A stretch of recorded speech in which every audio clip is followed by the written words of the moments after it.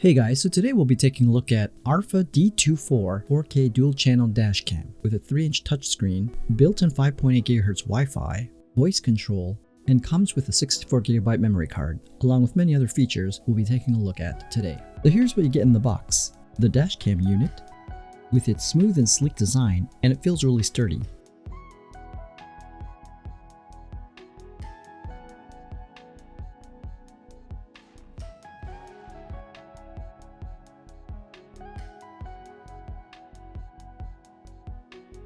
The dash camera mount, the Type-C USB power cable, which is 12 feet long, the rear camera with a cord that's equally long, 5 cable clips and the pry tool, a car charger adapter, extra adhesives for the mount, and 4 pieces of electrostatic film. These are to be attached to the front of your windshield so that you can stick your dash cam on it. And here's everything you get in the box.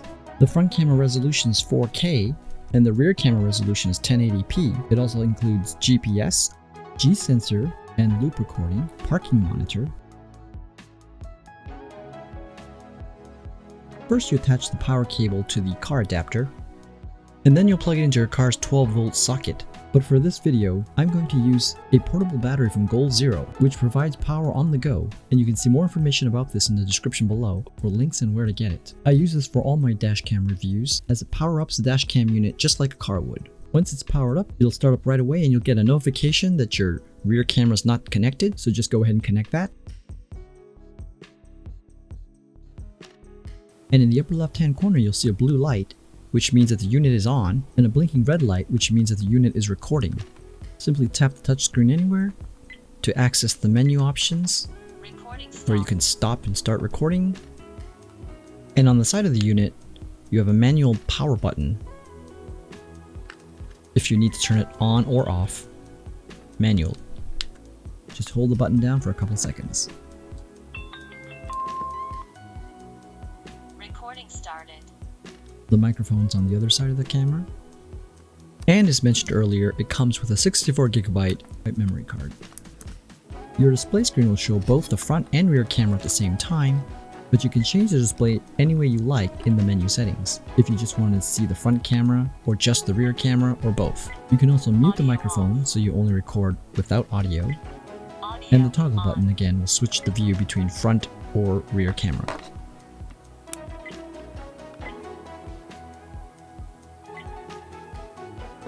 You've got the Wi-Fi on and off button, and a playback button, which I'll get to later. First, press the gear button to access the menu settings, and from there you can adjust the resolution.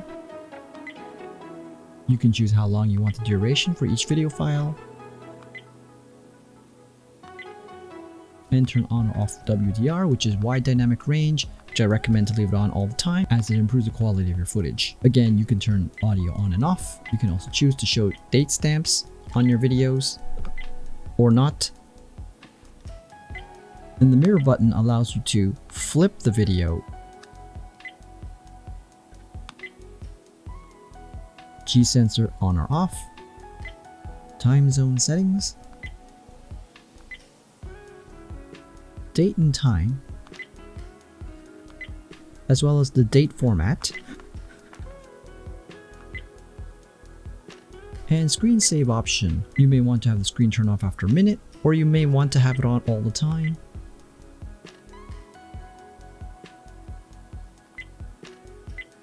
You can turn on or off the touch tone.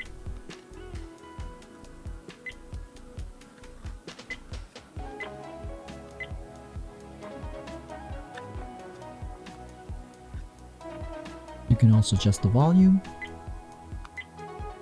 And here's a demonstration of the sound.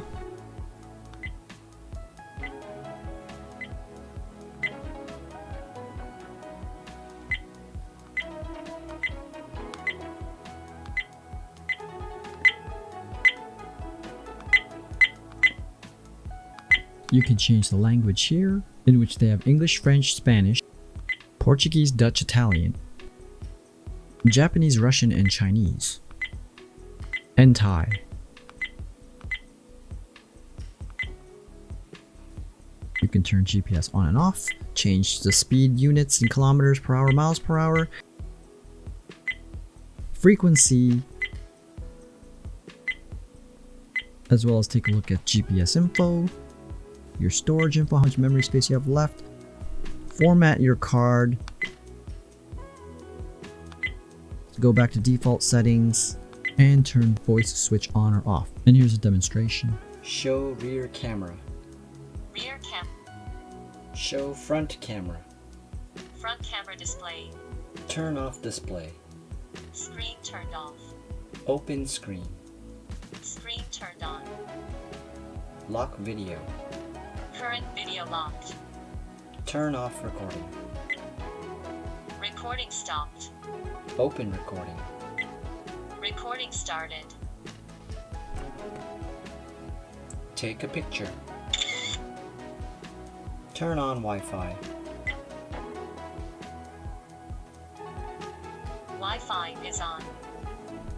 Turn off Wi-Fi.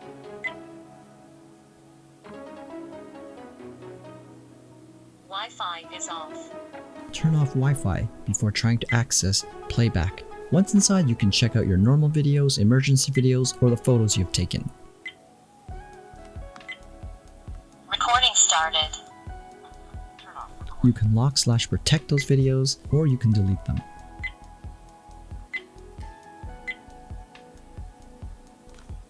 F is for front video, R is for rear video, front and rear. You can download the Arpha app onto your smartphone. Simply scan the QR code or search for the Arpha app and install it.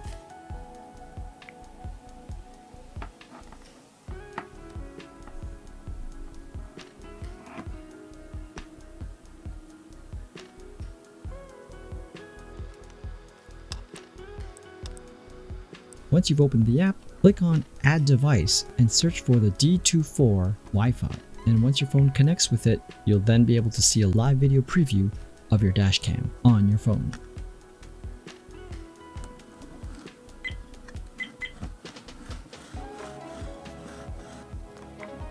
Recording started. Recording stopped. And from your smartphone, you can change the display settings, showing just the front or just the rear, or both, with one of them being smaller in the top left corner.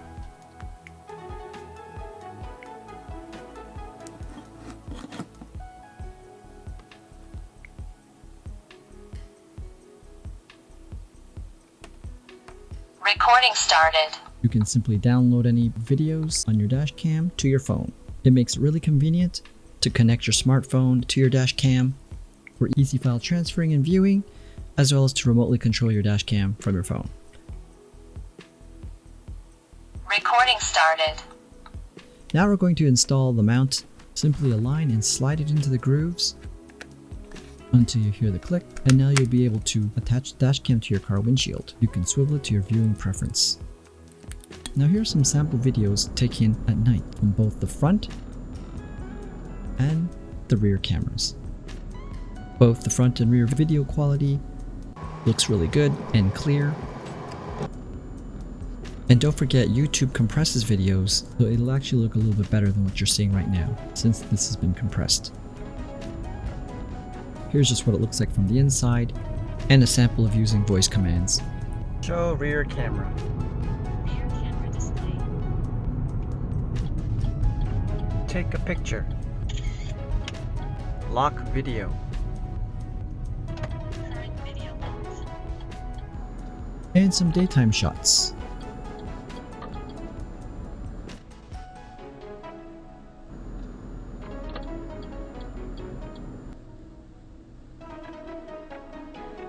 Show front camera.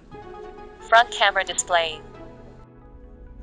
So this is a really simple and easy to use dash camera at a good price point. And Arpha has been around since 2010, making dash cams in the car market. It records really good video both day and night from its 4K front camera or the 1080p rear camera. And the voice commands are really convenient so that you don't have to be bothered by touching the screen or searching menu settings, but simply using voice prompts you can command the camera to do a few things. And lastly, having the app on your smartphone makes it really convenient to access and download your saved videos for easy transferring and sharing, as well as to remote control your dash cam from your smartphone. So if you're in the market looking for a very good quality dash camera at a fair price point, then I'd recommend you to take a look at Arpha's D24 4K dual channel dash cam. For more information, you can check the links down below in the description and where you can get one. I really hope this helps anyone out there. If you got any questions, feel free to comment down below and I'll do my best to answer them. And please don't forget to give a like, share, and subscribe, as it really helps me out. And until next time, guys.